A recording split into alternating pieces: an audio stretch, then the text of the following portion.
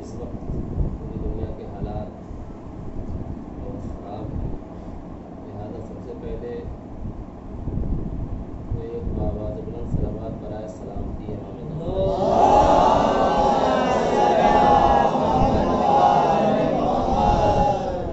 صلوات برائے شفائے امراض، جن جن لوگوں کے یہاں لوگ مریض ہیں، بحق محمد وآل محمد، بحق صلوات محمد وآل محمد،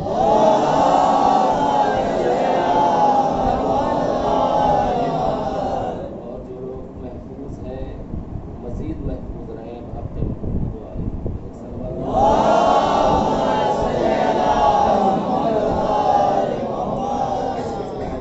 تلاوت کی جا رہی، جس میں پروردگار عالم ارشاد فرما رہا ہے کہ حسب الناس ان یقولوا آمنا، کیا ان لوگوں نے یہ سوچ رکھا ہے کہ ان کے یہ کہہ دینے سے کہ ہم مومن ہو گئے ہیں، صاحب ایمان ہو گئے ہیں، ان کو چھوڑ دیا جائے گا، ولا یفتنون، کیا کوئی آزمائش نہیں کی جائے گی، کیا ان کا امتحان نہیں لیا جائے گا؟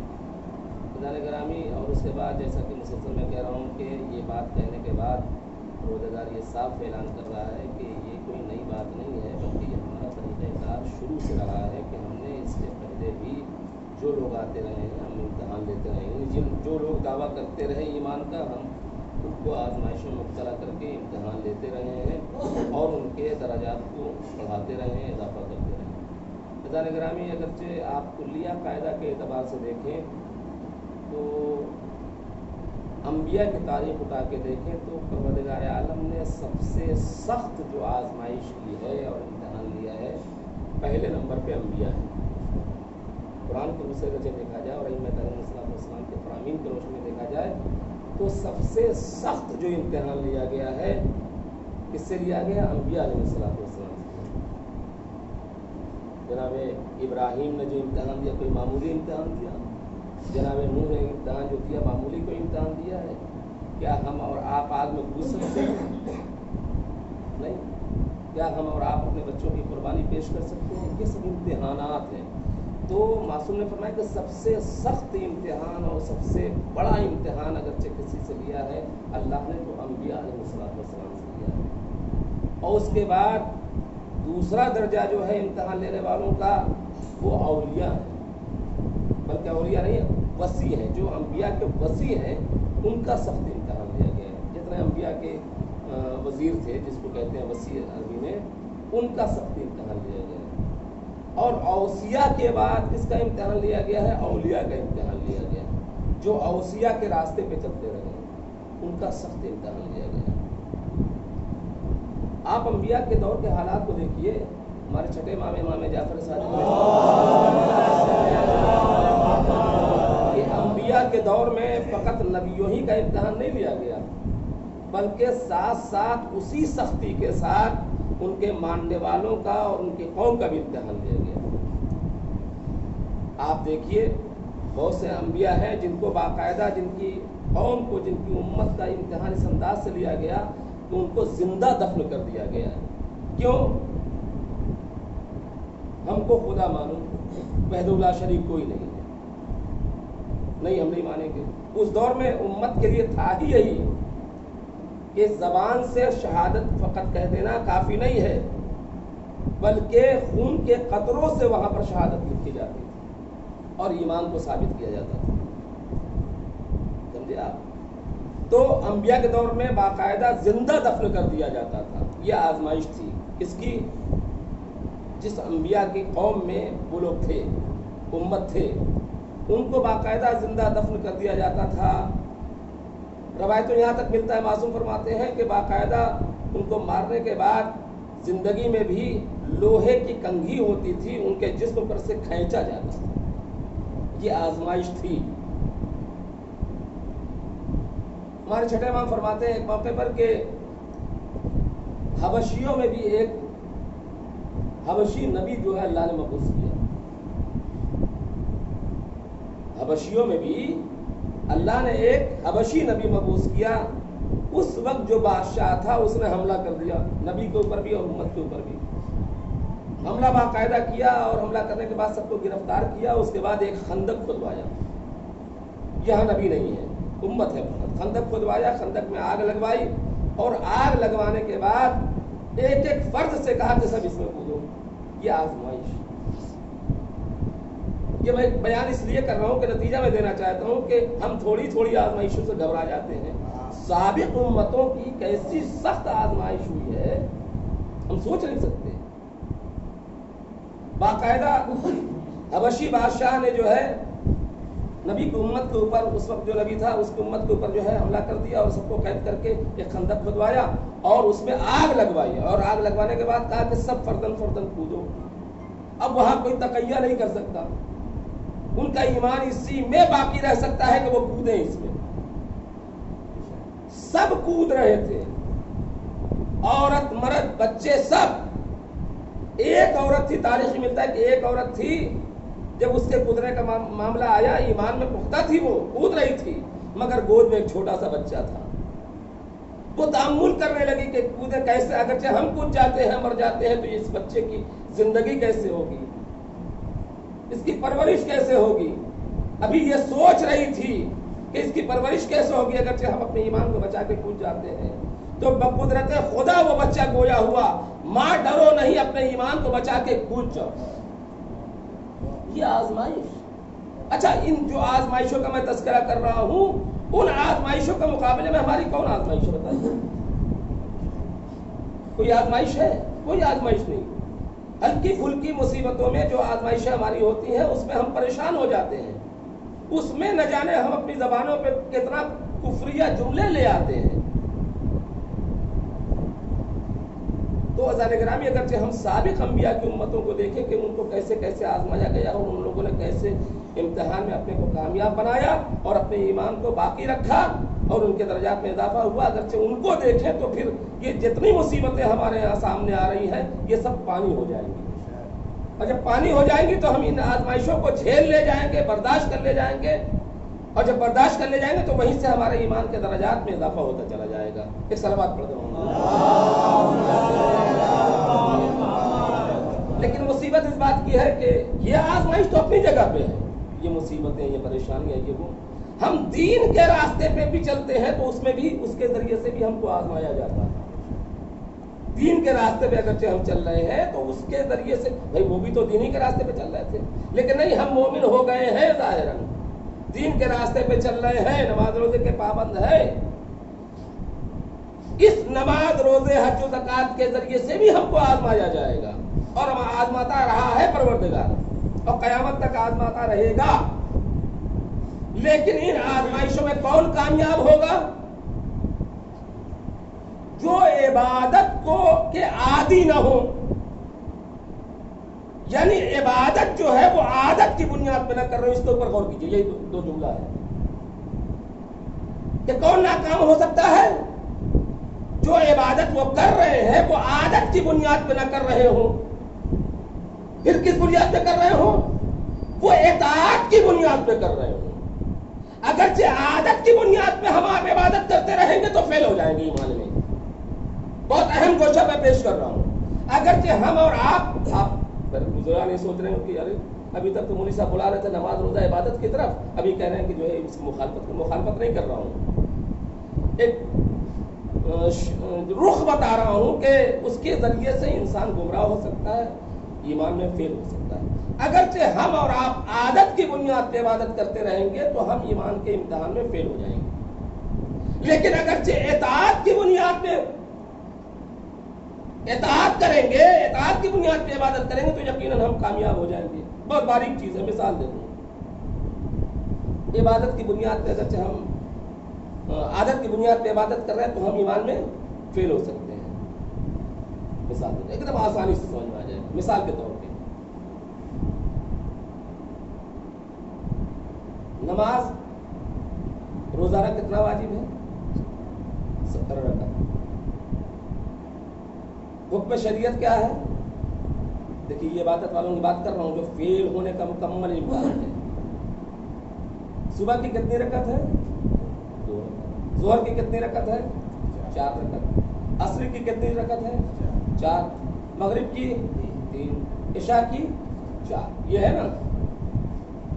جہاں شریعت یہ حکم دے رہی ہے کہ تم کو اس طریقے سے نماز پڑھنا ہے، वही एक मौका ऐसा आता है कि शरीयत ये कहती है, तवज्जो रखिएगा, जो इतनी बड़ी बात हमने कही है कि इबादत के आदी ना बनो, इताअत के आदी बनो। एक मरहला ऐसा आता है कि सफर हमको करना हुआ, 44 किलोमीटर के फासले के ऊपर जो शरीयत ने मुअय्यन किया है, सफर किया। अब वहां शरीयत ये कहती है कि देखो 2 रकअती नमाज तो तुम्हारी 2 रकअती और 3 रकअती नमाज तो वही रहेगी, जो 4 रकअती नमाज है वो आधी हो जाएगी, जो 4 रकअती नमाज है वो आधी हो जाएगी। जोहर की 4 थी 2 हो जाएगी, असर की 4 थी 2 हो जाएगी, इशा की 4 थी 2 हो जाएगी। अब साहब हम बड़े शरीयत के पाबंद नहीं, बहुत ज्यादा नमाज पढ़ने वाले आदी हैं, कहा कि क्या अल्लाह मियां ने भी कर दिया है।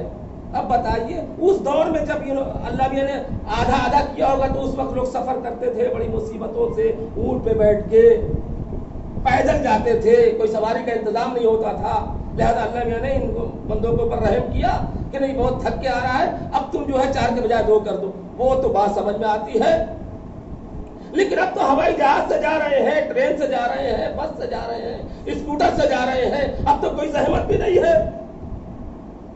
तो खामखा कम हम तो पूरी ही पढ़ेंगे। आपका ईमान बाकी रह गया, हम तो पूरी ही पढ़ेंगे। तो ये वही करेगा और ये वही कहेगा जो आदत के मुताबिक इबादत कर रहा हो, इताअत में करना तो जब जो कहेगा वैसा करेंगे तो ईमान आपका और हमारा सलामत रहेगा। एक सलावत पढ़ दे बात समझ में आ रही है। इसी तरीके से रोजे को ले लीजिए, भाई ठीक है इसी में चले आ रहे हैं, कोई दिक्कत नहीं, ये है वो खामखा अल्लाह ने रोजा छुड़वा दिया, हम तो रखेंगे, तो फेल होते जा रहे हैं ना ईमान में। इसलिए कि ईमान जब तक रहेगा नहीं तब तक किसी इबादत का कोई फायदा नहीं पहुंचेगा। लेकिन वही इताअत की मंजिल में अगर आप हैं तो जब जो हुक्म खुदा होगा हम उस पर अमल करेंगे। जब वो कहेगा कि आधी नमाज पढ़ो हम आधी पढ़ेंगे, जब वो कहेगा पूरी नमाज पढ़ो हम पूरी पढ़ेंगे। तो हमको और आपको किस चीज का आदी बनना है? इताअत का आदी बनना है, इबादत का आदी नहीं बनना। जब इताअत का आदी बन जाएंगे तो आप ईमान के इम्तिहान में, आजमाइशों में कामयाब होते चले जाएंगे। लेकिन अगरचे इबादत के आदी फकत रहेंगे तो ये जगह जगह ये फेल। और भी बहुत सी मिसालें हैं, ये तो इबादत की मंजिल आ गई। फला मासूम ने फला चीज के बारे में ये फरमाया, मगर मौलाना बात अकल में नहीं आती, समझ में नहीं आती। तो इसका मतलब यह है कि हमने उस मंजिल पे इमाम को माना ही नहीं है। इमाम को मानने का मतलब यह है कि वो उलिल अम्र है, उनकी औला बेअनफसकुम, यानी वो हमारे नफ्स के ऊपर वो हाकिम है। उनका एक एक हुक्म जो है हमारे लिए मानना वाजिब है। जब हमने कहा कि ये बात तो समझ में नहीं आ रही, अच्छा इस हद तक की अगरचे बात समझ में नहीं आ रही है कि आपको रवायत पे डाउट है, हदीस में डाउट है कि पता नहीं सही है कि नहीं है, ये तो भाई ठीक है, इल्मी बात है। लेकिन अगरचे ये बात समझ में नहीं, बात सही है। मिसाल के तौर पे मासूम ने फरमाया कि जारी पानी में, बहते हुए पानी में अगरचे कोई निजासत गिर जाए तो पाक है। तो वो एक तफसीली बहस है कि अगरचे कुर से जारी पानी में बात करेंगे, जारी पानी में अगरचे निजासत गिर जाए तो वो पाक है। मिसाल के तौर पे ये आपके मोहल्लों से नाला गुजर रहा है और जाके गंगा में मिल रहा है, और जहाँ मिल रहा है गंगा में वहीं से जो है आपने पानी उठाया, वजू कर लिया। जहाँ मिल रहा है, चूंकि जारी से जाके मुत्तसिल हो गया ना, मिल रहा वहीं से पानी उठाया, वजू कर लिया, नमाज पढ़ लिया। बहुत से लोग अरे साहब दिल नहीं करता, आपके दिल का जिम्मेदार नहीं है इस्लाम। इस्लाम जो हुक्म दे रहा है कि जारी पानी में मुत्तसिल हो गया तो मामला खत्म, वो पाक का हुक्म है, वो पाक का हुक्म है, आपको वजू कर सकते हैं, बस मुत्तसिल हो जाए। लेकिन आप इतना करीब से पानी उठाएंगे नहीं, क्यों? अच्छा नहीं लग रहा है, दिल को गवारा नहीं हो रहा है। बात आ गई है तो एक मसला और बयान कर दूँ हमारे नौजवान का भी। उम्मन क्या होता है,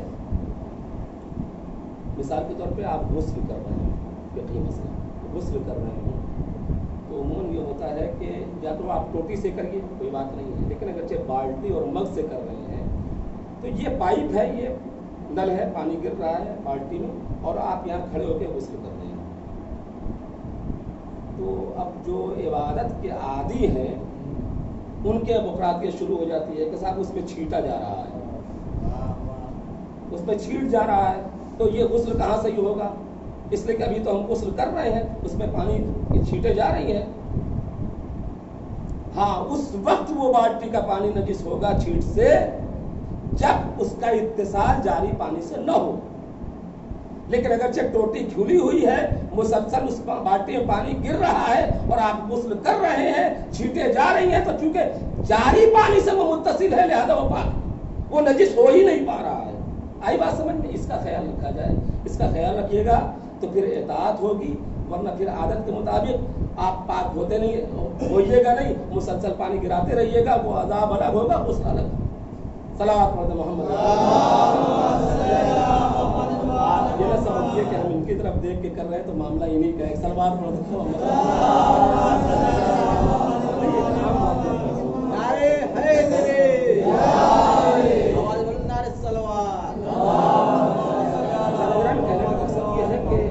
عبادتوں کے ذریعے سے بھی پروردگار ان کی امتحان, بارش کا بھی پانی اگر گر رہا ہے تو وہ متصل ہے, لیکن اس میں موسلا دھار بارش کی شرط ہے. یہ ایک سر بات ہمارا عبادتوں کے ذریعے سے بھی آزمائش ہوتی رہے گی. تو ہم نے اب کیا کہ آزمائشوں کا ذکر اس لیے کیا کہ یہ جو ہمارے پاس ہمارے آگے پیچھے جو مصیبتیں آتی ہیں, آزمائشیں آتی ہیں, اس کے مقابلے میں کچھ نہیں ہے. تو کہنے کا مقصد یہ ہے کہ عبادت کو عادت نہ بنائیے, عبادت کو اطاعت کے منزل میں کیجیے گا تو ایمان میں آپ کامیاب ہو سکتے ہیں. لیکن عبادت کو عادت بنا کے کیجیے گا تو مکمل یقینی منزل پہ ہم آپ فیل ہو سکتے ہیں. اور یہ بھی آپ یاد رکھیں کہ ان سب چیزوں کو اللہ نے ہماری زندگی میں بھی رکھا ہے, ہماری زندگی میں بھی رکھا ہے کہ تم اپنی زندگی کے اوپر غور کرو تو تم کو اندازہ ہو جائے گا کہ اطاعت کیا چیز ہے, عبادت کیا چیز ہے. اور جب تم یہ کہتے ہو کہ نہیں ہم سے تو نہیں سمجھ میں آتی ہے یہ بات, ہم کو تو گوارا نہیں ہے, ہم تو ایسا نہیں کریں گے جب اتنی سہولتیں ہیں. زندگی میں اللہ نے نشانیوں کو رکھا ہے. آپ کو مثال دوں میں آپ کو, قرآن مجید میں ماں باپ کے لیے کیا کہا گیا ہے؟ ماں باپ کی اطاعت کرو, ان کے حقوق کی اطاعت کرو. کب کہا گیا ہے؟ پیدا ہوتے ہی اطاعت کرو. نہیں, جو سب سے زیادہ اطاعت تو شروع سے کرنا ہے, لیکن جو سب سے زیادہ جس چیز کو کوٹ کیا ہے قرآن نے وہ آخری وقت کے بارے میں کوٹ کیا کہ اگرچہ تمہارے ماں باپ تمہاری زندگی میں تمہارے لیے بوجھ بن جائے, ظاہر اچھا ہوتا ہے نا, بہت کم ایسے والدین ہوتے ہیں جو آخری عمر میں جو ہے وہ کچ کچ گھر میں نہیں کرتے, ورنہ دنیا کی کچ کچ ہو رہی ہے, چلی چلا ہو رہی ہے. ایسے موقع کے لیے قرآن نے یہ کہا ہے کہ اگرچہ تمہارے ماں باپ اس عمر کو پہنچ جائیں تو ان کے سامنے کبھی اس چیز کا اظہار نہ کرنا کہ مجھے تکلیف ہو رہی, بلکہ وہ غلط بات بھی کہیں سوائے مطلب توحید کے اور رسالت نبوت امامت کے, اگرچہ غلط بھی بات کہیں تو تم کو ان کی اطاعت کرنا ہے. ان کی بات نہیں بھی سمجھ میں آ رہی ہے تو ان کی اطاعت کرنا ہے. ہماری اور آپ کی زندگی میں یہ مسئلہ المختصر یہ اذان گرامی بہت وقت نہیں ہے اور زیادہ وقت ہو جا رہا ہے چونکہ, اور آج کی خبر ملی ہے کہ کافی خبریں ہو رہی ہیں کہ پابندی گھروں میں بھی لگا دیا گیا ہے. ابھی ممتاز صاحب کا دلی سے فون آیا تھا, انہوں نے بھی بتایا کہ گھروں میں پابندی لگا دیا ہے اور گھر میں بھی آپ تعزیہ جلوس نہیں کر سکتے. اور یہاں شاید کل آئی جی آیا تھا, اس نے بھی جو ہے یہ بات کی ہے کہ ہم نے یہ حکم دیا تھا کہ گھر میں جو چاہے کریں, لیکن اب وہ بھی ختم کر دیا. لہٰذا اس کا احتیاط کیا جائے اور مختصر طریقے سے مجلس میں کر دی جائے تاکہ حق بھی ادا ہو جائے. صلوات پڑھ دو.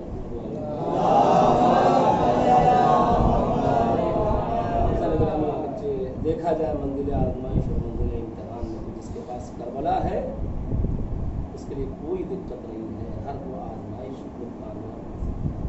کربلا بہت بڑا موضوع ہے. کربلا امتحان یعنی کربلا یوں سے جیسا امتحان لیا گیا, کربلا والوں سے جیسا امتحان لیا گیا, ویسا امتحان تو انبیاء سے نہیں لیا, اور یہ سب نہیں कैसा कैसा इम्तिहान, बड़ों का जनाजा है उठा लो बर्दाश्त हो जाता है, लेकिन 6 माह का शिशुमाह 3 दिन का भूखा प्यासा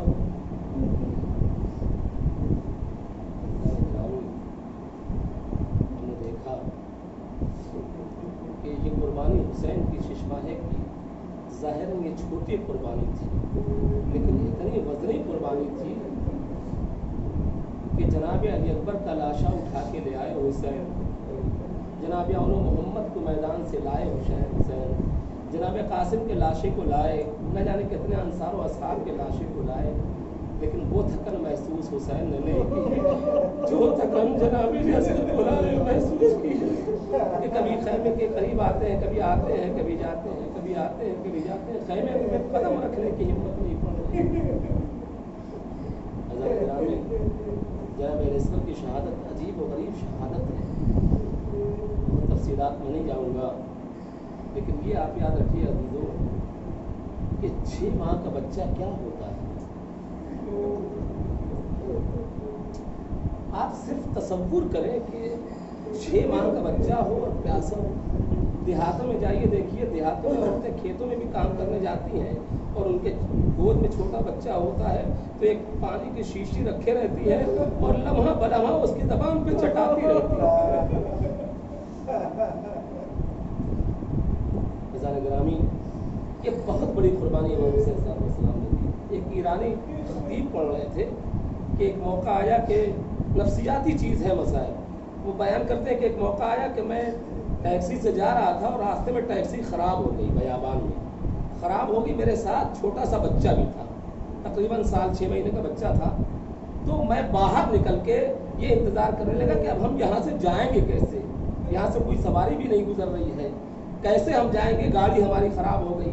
ये सोच के फ़ौरन जो बच्चा हमारा था टैक्सी में हमने उसको उठाया और उठाने के बाद गोद में ले लिया और लेके खड़े हुए थे कि इतने में सवारियां आने लगी और हर आदमी आके बस कुछ पूछ नहीं रहा है, बस ये देख हमने कुछ कहे, वो उसने कहा कि मैंने कुछ कहा नहीं कि ये बच्चा प्यासा है, हम परेशान हैं, ये हर आदमी उतर के आया, क्या परेशानी भाई, क्या परेशानी है, बच्चे को लेकर क्यों खड़े हो, यानी ये इंसानियत का तकादा। वो कहता है कि उतरते साथ ही सबने पूछना शुरू किया, भाई क्या बात है, क्या बच्चा प्यासा है, भूखा है, यहाँ सहरा में क्यों खड़े हो, इतनी धूप की शिद्दत है। वो कहता है कि सब हमसे पूछते रहे, जबकि हमने एक लफ्ज नहीं कहा। जब सब पूछने लगे तो मैंने फौरन करबला का रुख किया, ए मौला, अरे हमने तो किसी से कुछ कहा भी नहीं, मगर सब पूछ रहे इस बच्चे को क्या हो गया। अरे हुसैन तो मैदान करबला में ले जाके कह रहे हैं कि इसकी माँ का दूध खुश्क हो गया है, इसकी माँ का दूध खुश्क हो गया है, इसको एक जुराब दे दो। लेकिन पानी के बदले में क्या मिला? जब हुसैन ने कहा बेटा तुम भी हुज्जत खुदा के फर्जंद हो, हुज्जत तमाम करो। हदीस और रवायत में मिलता है कि अब जनाबे असगर चाह रहे हैं कि ज़बान को निकाल के अपने होठों पर फिराएं, यही हुज्जत तमाम करना था। लेकिन हुसैन ने महसूस किया कि अरे ज़बान इतनी खुश्क है कि वो अंदर रह गई है, अरे असगर कोशिश कर रहे हैं मगर नहीं निकलती। आज़ाद और एक मर्तबा इमाम हुसैन ने असगर के मुंह में जो है अपनी उंगली डाली और ज़बान को बाहर निकाला। अब जो ज़बान बाहर निकाला है तो सूखी हुई ज़बान को होठों पर फिराना शुरू किया। हज़ारों रवायतें बताती है कि दुश्मनों ने पानी तो नहीं दिया मगर सब मुंह फेर फेर के रोने लगे, फिर भी किसी ने पानी नहीं दिया। एक बार तो हुसैन इब्न अली ने जलती हुई जमीन के ऊपर अपने शिशमाहे को लेटा के आवाज दिया, ए कौम जफाकार, अगरचे तुम्हारे ज़ोमे नाकिस में ये है कि हम बच्चे के बहाने पानी पी लेंगे, लो हमने जलती हुई जमीन पे लेटा दिया है, आके पानी पिला दो। फिर भी किसी ने कदम न बढ़ाया। अरे जलती हुई जमीन से हुसैन ने अपने शिशमाहे को उठाया, सीने से लगाया, हुज्जत तमाम करने लगे। एक مرتا ادھر سے ہرملا کو پھینکتا کلام الحسین، ارے حسین کے کلام کو ذبح کر دے. بس عزادارو ادھر سے تیرے شعبہ چلا. عزادارو اتنا وزنی تیر تھا، وہ تیر ہرملا نے مارا جو جانوروں کو مارا جاتا ہے. اس کا عالم یہ کہ جب تیر آیا ہے تو گلوئے اصغر کو چھیدتا ہوا حسین کے بازو کو چھیدتا ہوا نکل گیا. ایک انگریز مورخ نے کہا ہے کہ اگرچہ حسین نے اپنے قوت بازو سے اس تیر کو نہ روکا ہوتا تو اصغر کا جنازہ نہ جانے کہاں گرا.